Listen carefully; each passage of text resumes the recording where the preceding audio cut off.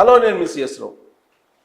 Telugu Desam party జాతీయ అధినేత చంద్రబాబు నాయుడు మీటింగులు పెట్టాలన్నా, లేదా జనసేనాని పవన్ కళ్యాణ్ మీటింగులు పెట్టాలన్నా, శంకరావం లోకేష్ పూరించాలన్నా ఖచ్చితంగా ఆంధ్రప్రదేశ్లో కొన్ని ఆంక్షలు పెడుతూ ఉన్నారు జగన్మోహన్ రెడ్డి. దీని వెనక అసలు ఏం జరుగుతుంది? ఎందుకు ఎన్నికల సమయంలో కూడా కొన్ని ఆంక్షలు పెడుతూ జగన్మోహన్ రెడ్డి హైరాణ పడుతూ ఉన్నారు? రా కదలిరా సభలు జరగకూడదు అనుకుంటూ ఉన్నారు. అలాగే శంకరావం సభ జరగకూడదు అనుకుంటున్నారు. పవన్ కళ్యాణ్ హెలికాప్టర్లో రాకూడదని చెప్పేసి అనుకుంటున్నారు.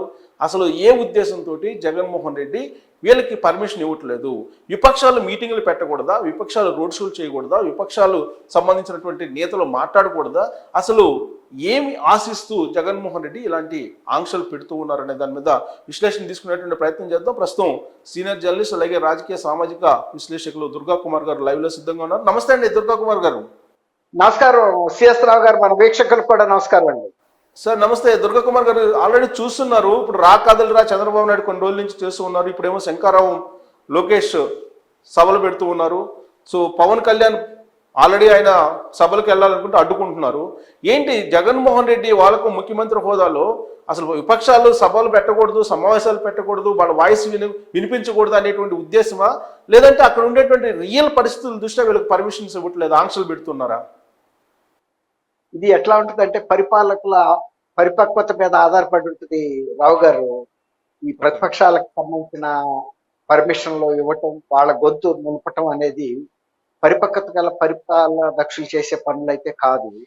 ఇప్పుడు అంతెందుకండి, అమరావతి రైతులు వాళ్ళకి అన్యాయం చేస్తున్నారు, మేము భూమి త్యాగం చేసినా కూడా ఇవాళ మమ్మల్ని బలిపశువులు చేస్తున్నారు, మా సమస్యలు పరిష్కరించండి అని ఆయన అధికారంలోకి వచ్చినప్పటి నుంచి కూడా పక్కన అందుబాటులో అంటే కోతవేటు దూరంలో నిరాహార దీక్షలు మహిళా రైతులు చేస్తున్నా కూడా పలకరించట్లేదంటే ఆయనకి అసలు ప్రజల సమస్యల పట్ల కానీ ప్రతిపక్షాల పట్ల కానీ ఉన్న నిబద్ధత ఏంటో అర్థమవుతుంది. అంటే ఒకటి ఎలక్షన్ టైంలో సహజంగా మీటింగులకు అనుమతిస్తూ ఉంటారు. పవన్ కళ్యాణ్ ఎప్పుడు మీటింగ్ పెట్టినా కానీ ప్రత్యేకించి పవన్ కళ్యాణ్ మీదనే ఎందుకు ఆంక్షలు పెడుతున్నారు? ఇప్పుడు హెలికాప్టర్కి ల్యాండ్ అవడానికి పర్మిషన్ ఇవ్వలేదు. దీంట్లో ఉన్న రాజకీయ కోణం ఏంటి? అంటే వీళ్ళు ఎవరు కూడా ప్రతిపక్షాలకు సంబంధించిన వ్యక్తులు ఆయనలాగా ఒక హెలికాప్టర్లు వేసుకు తిరగటం, ప్రజల్లో మమేకం అయితే నా ఉనికి ప్రమాదం వస్తుందని ఆయన భయపడుతున్నాడు. కానీ ఆల్రెడీ ప్రజలు ఒక నిర్ణయానికి వచ్చారు. ఇక వీళ్ళు వెళ్ళినా వెళ్ళకపోయినా జరిగే ఫలితం అయితే అదేనండి. ఏది ఆయన పట్ల వ్యతిరేకత వచ్చేసింది. ఇప్పుడు ఎప్పుడైనా సరే గతంలో మనం చూస్తే ఎమర్జెన్సీ టైంలో కూడా ఇందిరాగాంధీ గారు ఎలాంటి పనులు చేశారో ఇప్పుడు జగన్మోహన్ రెడ్డి గారు కూడా అదే పరిస్థితిగా ఉంది. ఆయన కానీ ఆయన తండ్రి కానీ గతంలో ఫ్రీగా పాదయాత్ర ఎంత స్వేచ్ఛగా చేయగలిగారండి. వాళ్ళ చెల్లెలు పాదయాత్ర ఆంధ్రప్రదేశ్ లో కానీ తెలంగాణలో కానీ వాళ్ళ సొంత కుటుంబీకుల్లోనే అంత స్వేచ్ఛ అనిపించినప్పుడు ఇతరుల్ని గొంతు నొలపటం అనేది ఎవరైనా ఒక సంస్కారవంతులు చేసే పని అని మీరు అనుకుంటున్నారా రావు గారు? 14వ తారీఖు నుంచి 17వ తారీఖు వరకు ఒక షెడ్యూల్ నిర్ణయించుకున్నారు. ఆ మేరకు ప్రభుత్వానికి అనుమతి కోసం దరఖాస్తు కూడా చేస్తున్నారు జనసేన పవన్ కళ్యాణ్. కానీ హెలికాప్టర్ దిగడానికి అనుమతులు లేవు, సాంకేతిక కారణాలు ఉన్నాయి అని చెప్తున్నారు. వీటిని రియల్ కారణాలు అనుకుంటున్నారా, లేదంటే హిడెన్ ఎజెండా దీంట్లో ఉందనిపిస్తుందా? ఇప్పుడు ఏమైనా తుఫాన్లు ఉన్నాయా, భారీ వర్షాలు ఉన్నాయా, వాతావరణ ప్రతికూలత ఉందా? మన రావు గారు, ఇది క్లియర్ సమ్మర్ సీజను. ఇప్పుడు ఏమి వాతావరణంలో వాయుగుండాలు లేవు, లేకపోతే వేరే పరిస్థితి లేదు. ఏది హెలికాప్టర్కి ఇప్పుడు రాజశేఖర రెడ్డి గారి హెలికాప్టర్ ప్రమాదం జరిగినట్లాంటి వాతావరణం. ఆ పవన్ కళ్యాణ్ గారికి ఎందుకు పర్మిషన్ ఎవరు? అది ఏదైనా ఏవియేషన్ అధికారులు కనుక సాంకేతిక కారణాలు చెప్తే మనం అర్థం చేసుకోగలుగుతాం. కానీ వీళ్ళు ప్రతిపక్షాల వాళ్ళు కూడా హెలికాప్టర్లు వాడి ప్రజల్లోకి దూసుకెళ్ళిపోతే నా ఉనికి ఎక్కడ ప్రమాదం అనేది ఎక్కువ కనపడుతుంది తప్ప ఆయన భవిష్యత్తు పట్ల లేకపోతే ఆయన ప్రాణం పట్ల ఇంకేమన్నా నిబద్ధత ఉందా ఏమన్నా జగన్మోహన్ రెడ్డి గారు? ఓకే, మీరు అన్నట్టు హెలికాప్టర్లో వస్తే క్రేజ్ వస్తుంది పవన్ కళ్యాణ్ అనుకొని ఆయన ఆపాడు అనుకుందాం. బట్ లోకేష్ శంకరావం కార్యక్రమాన్ని నిర్వహించడానికి అక్కడ కూడా అడ్డు పెట్టారు కదా, దానికి కారణం ఏమనిపిస్తుంది? ఆయనకి లోకేష్ ఒకటి పవన్ కళ్యాణ్ ఒకటి కాదండి. లోకేష్ అయినా పవన్ కళ్యాణ్ అయినా చంద్రబాబు గారు అయినా ఎవరైనా సరే, షర్మిల గారు కూడా ఇప్పుడు కొత్తగా లిస్ట్ లో చేరారు. వాళ్ళు ఎవరి పట్లైనా ఆయన ఇలాగే వ్యవహరిస్తారు తప్ప ఒకళ్ళ పట్ల సానుకూలతగా ఉండే విషయం ఏమి ఉండదండి. ఇప్పుడు యువగళం ద్వారా ఫస్ట్ లో ఒక బ్రేక్ తీసుకున్నాడు ఈయన లోకేష్ గారు.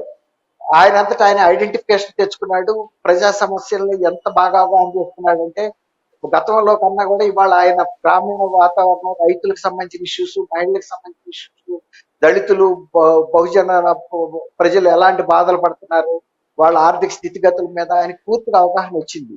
దాంతో ఆయనకు వ్యక్తిగతంగా గుర్తింపు వస్తుందనే ఉద్దేశం ఆయనకుంది. అంతేందుకండి, ఇప్పుడు షర్మిల గారు ఉన్నారు, ఆయన సొంత చెల్లెలే. ఆమె పట్ల కూడా అదే వివక్ష చూపిస్తున్నాడు. ఆమె ఏమి ఫేవర్ చేయట్లేదు. ఆమెను కూడా ఇదే రకమైన ఆంక్షలతో ఇబ్బంది పెడుతున్నారు. కాబట్టి ఆయనకి సొంత తన ఏమి లేదండి. రాజకీయంగా ఆయనకు వ్యతిరేకించిన తల్లిని కూడా ఆయన గౌరవ అధ్యక్షురాల పదవి నుంచి కూడా నిర్దాక్షిణ్యంగా తొలగించేశాడు. అట్లా జగన్మోహన్ రెడ్డి గారు ఒక డిఫరెంట్ పొలిటీషియన్ అండి. రాజశేఖర రెడ్డి గారిని, జగన్మోహన్ రెడ్డి గారిని ఎట్పారు చూడలేం మనం. ఇద్దరు విపక్ష తండ్రి నేతలకు ఎలక్షన్ టైంలో ప్రచారం చేసుకోకుండా విపక్ష నేతల్ని కంట్రోల్ చేయటం అనేది గతంలో మీరు ఎప్పుడైనా చూసారా మీ జర్నలిజం కెరియర్లో? అదే నేను చెప్తున్నాను. నేను 79 నుంచి జర్నలిస్ట్ గా ఉన్నానండి. అదే నేను చెప్తున్నా. ఎప్పుడు కూడా రాజశేఖర రెడ్డి గారు కూడా ఆ రోజున పాదయాత్ర చేయడానికి ఎంత స్వేచ్ఛ ఇచ్చింది ఈ ప్రభుత్వం, తెలుగుదేశం ప్రభుత్వం. అలాగే ఈయన చేశాడు, షర్మిల్ గారు చేశారు. వీళ్ళందరూ కూడా స్వేచ్ఛాయుత వాతావరణంలో లేటెస్ట్ గా ఆ షర్మిల్ గారు తెలంగాణ పక్క రాష్ట్రంలో చేసినా కూడా బీఆర్ఎస్ పార్టీ ఆ మేరకు తన దీన్ని కాపాడుకుంది, గౌరవాన్ని, ఒక సాంప్రదాయం, తర్వాత ఒక విలువలను కాపాడుకుంది. ఏ మాట కా మాట. సరే ఒకసారి దాడి జరిగింది, సరే కొన్నిసార్లు ఘర్షణ జరగడం తప్పులేదు.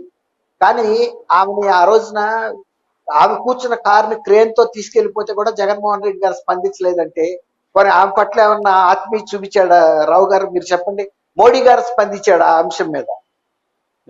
ఒక సో పక్క రాష్ట్రంలో చంద్రబాబు నాయుడు ఇదేం కర్మ రాష్ట్రానికి అనేది ఒక కార్యక్రమాన్ని ఆయన జైలుకి రిమాండ్కి వెళ్ళక ముందు ఒక కార్యక్రమాన్ని నిర్వహించారు. దాని మీద ఆంక్షలు పెట్టి జీవో నెంబర్ 1 తీసుకొచ్చారు. ఆ తర్వాత కోర్టులో ఫైట్ చేసేశారు. మళ్ళీ ఆయన బయటకు వచ్చి భవిష్యత్ గ్యారంటీ కార్యక్రమాన్ని చేపట్టారు. ఇప్పుడు తాజాగా రా కదలిరా అనేటువంటి కార్యక్రమాన్ని చేస్తూ ఉన్నారు. ఒక 4 రోజులు చేసిన తర్వాత ప్రజాస్పందన చూసిన తర్వాత జగన్మోహన్ రెడ్డి ఆ కార్యక్రమాల మీద ఆంక్షలు పెడుతూ ఉన్నారు.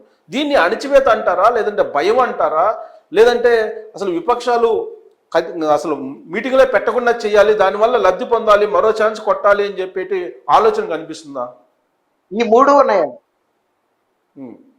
ఈ మూడు ఉన్నాయి. ఇప్పుడు ఏ ఒక్కటి ఆయన వదిలిపెట్టే అంశం లేదండి. మీరు అన్నట్టు మరొకసారి అడగటానికి ఆయనకి నైతికంగా ధైర్యం చాలటల్లా ప్రజల్ని. ఇంకోసారి అడిగితే ఒకసారి ఇచ్చినప్పటికే ఇంత పరిస్థితి వచ్చింది ప్రజల మీద దాష్టికాలు. ఇంకోసారి ఇస్తే ఏం పరిస్థితి వస్తుంది, రాష్ట్ర ఆర్థిక పరిస్థితి ఏమవుతుంది, బిడ్డలకి ఉపాధి ఏమవుతుంది, రాష్ట్ర ఆర్థిక పరిస్థితి అన్ని కూడా జనం ఆలోచిస్తున్నారు. కాబట్టి ఏ విధంగానైనా సరే అన్ని పద్ధతులు, ఇప్పుడు మీరు చెప్పిన 3 కాదు, ఇంకొక 3 అయినా సరే అమలు చేసి ప్రతిపక్షాలను ప్రజల దగ్గరికి వెళ్ళకుండా ఈ ఎన్నికల్లో బయటపడాలి. అవసరమైతే బలం ఉపయోగిస్తారు, ఆర్థిక బలం ఉపయోగిస్తారు. ఇప్పుడు తిరుపతి లోక్సభ ఎలక్షన్ లో జరిగిన అవకతవకల మీద జిల్లా కలెక్టర్ ఆ రోజు రిటర్నింగ్ ఆఫీసర్ వాళ్ళు సస్పెండ్ అయి కూర్చున్నాడు. 4 పోలీసు ఇన్స్పెక్టర్లు సస్పెండ్ అయ్యారు. అంటే ఎందుకు చెబుతున్నానంటే కేంద్ర ఎన్నికల సంఘం ఎంతో పరిశీలన చేసిన తర్వాత దాదాపు 2.5 సంవత్సరాల తర్వాత స్పష్టమైన ఆదేశాలు ప్రభుత్వానికి ఇస్తే అసలు ఆ పోలీసు అధికారుల మీద ఎన్నికల నిర్వహణలో అక్రమాలకి తోడ్పాటు ఇచ్చారు, ప్రోద్బలం ఇచ్చారనే కేసులు పెట్టాలి తప్ప ఒక పెట్టి కేసెస్ లాగా పెట్టి వెళ్ళేదో పక్కకి సస్పెన్షన్ పెడితే అది అసలు పరిష్కారం కాదు. తర్వాత ఆ రోజు దొంగ ఓట్లు వేసిన వాళ్ళంతా ఎన్నికల నియమావళి ప్రకారం చాలా పెద్ద నేరం చేశారు, ఇంపర్సనేషన్. కానీ వాళ్ళ మీద పెట్టిన కేసెస్ పెట్టి కేసెస్. వాళ్ళకి సంబంధించిన ఆధార్ కార్డు నంబర్లు కానీ, ఇంటి నంబర్లు కానీ, వాళ్ళకి సంబంధించిన వ్యక్తిగత వివరాలు ఏమి లేకుండా జస్ట్ పెట్టి కేసులో పెట్టి 4 స్టేషన్ల అధికారులు బయటకు పంపించేశారంటే ఇది అంటే ఆ రోజున్న అధికార పక్షంతో కుమ్మక్క ఈనాళ్లలో ఈ పోలీస్ అధికారుల పాత్ర ఉందనేది కేంద్ర ఎన్నికల సంఘమే నిర్ధారించింది. సో టోటల్ గా ఏపీలో ఉన్నటువంటి సిచ్యువేషన్ కనుక చూస్తే అనధికార ఎమర్జెన్సీ అనేటువంటి భావన కలుగుతుందా? మేము అధికార ఎమర్జెన్సీ కేసులు, నేను ఎమర్జెన్సీ అప్పుడు లైలా కాలేజీలో నేను డిగ్రీ అండి. ఆ రోజుల్లో కూడా ఇంత భయపడలేదు విజయవాడ ప్రజలు కానీ, ఆంధ్రప్రదేశ్ ప్రజలు కానీ. ఆ రోజున మేము లైలా కాలేజీలో ఉంటే జి రామరెడ్డి గారికి ప్రొఫెసర్, పొలిటికల్ ప్రొఫెసర్, ఆ తర్వాత Indira Gandhi open university vice chancellor చేశారు. చాలా పెద్ద ప్రముఖ వ్యక్తి. ఆ రోజున ఆయన మాకు గెస్ట్ లెక్చర్ గా వచ్చి కూడా బ్రహ్మాండంగా మాట్లాడాడు. అంటే ఆ రోజు ఇంత భయపడలే ఎవరు. కానీ ఇవాళ ఓకే. విజయవాడలో యువత గాని, ప్రజలు గాని ఈ ప్రభుత్వం మీద చిన్న విమర్శ చేసినా కూడా వెంటనే పోలీస్ కేసు పెట్టి వానేస్తున్నారు. దీన్ని అప్రకటిత ఎమర్జెన్సీ అని కూడా మనం ఎట్లా అనగలగము? ఓకే. అప్రకటితం కన్నా కూడా ప్రకటితం కన్నా కూడా ఎక్కువగా ఉందనే చెప్పాలి. సో ఇప్పుడున్న మీరు చెప్తున్నటువంటి ప్రకటిత ఎమర్జెన్సీలో ఇప్పుడు పవన్ కళ్యాణ్ కానీ చంద్రబాబు నాయుడు కానీ లేదా లోకేష్ కానీ ఎవరు కూడా స్వేచ్ఛగా సభలు సమావేశాలు పెట్టుకునేటువంటి అవకాశం సమీప భవిష్యత్తులో కూడా ఉండదనుకుంటున్నారా? అంటే ఇప్పుడు నేను గనక ఇక్కడ విజయవాడ నుంచి కనుక ఈ మాటలు మాట్లాడితే ఇప్పుడు నాలాంటి ఆయన కూడా అరెస్ట్ చేస్తారండి. నేను పెద్ద నేరం చేయక్కర్లా. ఉమ్. ప్రభుత్వం మీద ఏ చిన్న మాట అన్నా కూడా పోలీసులు పెద్ద లాయలుగా ప్రభుత్వం చూపించుకోవడానికి తమ చిత్తశుద్ధిని ప్రభుత్వం పట్ల ఏ ఇన్స్పెక్టర్ అయినా వచ్చినా నెత్తుకుని వెళ్ళిపోవచ్చు. ఇప్పుడు మీ ఓకే. పోటీ వాళ్ళు మంది విలేకరులు వెళ్ళి ఆయన అడిగితే ఎవరన్నా ఎత్తేసారు కాబట్టి 3 మంది ఎత్తుకున్నారు అందులో వీడెవడంటాడు. ఓకే. అది పరిస్థితి. So thank you very much Durga Kumar గారు విశ్లేషణ అందించినందుకు. సో చంద్రబాబు నాయుడు కానీ లోకేష్ కానీ పవన్ కళ్యాణ్ కానీ ఎవరు సమావేశాలు పెట్టాలన్నా కానీ ఖచ్చితంగా ఆంధ్రప్రదేశ్లో ఆంక్షలు ఉన్నాయి. అప్రకటిత ఎమర్జెన్సీ కాదు, ప్రకటిత ఎమర్జెన్సీ ఏ విధంగా ఉంటుందో అదే విధంగా ఆంధ్రప్రదేశ్లో వాతావరణం ఉంది అనేది దుర్గా కుమార్ గారు విశ్లేషణ చేస్తున్నారు. అదే విధంగానే ఇప్పుడు పవన్ కళ్యాణ్ని ల్యాండ్ కానివ్వకపోవటం, అలాగే ఆంక్షలు పెట్టడం, శంకారావం సభకు రా కదలిరా సభలకు కొన్ని ఆంక్షలు పెట్టడం, ఇవన్నీ కూడా జరుగుతూ ఉన్నాయి. ఇది ఎంతో కాలం సాగదు. ఎన్నికల షెడ్యూల్ వచ్చేంత వరకు ఇలాంటి సిచ్యువేషనే ఉంటుంది. బట్ సమీప భవిష్యత్తులో మాత్రం ఖచ్చితంగా విపక్షాలు మరింత యాక్టివ్ అయ్యేటువంటి అవకాశం ఉంది. జగన్మోహన్ రెడ్డి ఎంత అణిచివేసేటువంటి ప్రయత్నం చేస్తున్నప్పటికీ కూడా. సో రాబోయేటువంటి రోజుల్లో ఏం జరుగుతుందనే చూద్దాం. Thank you very much.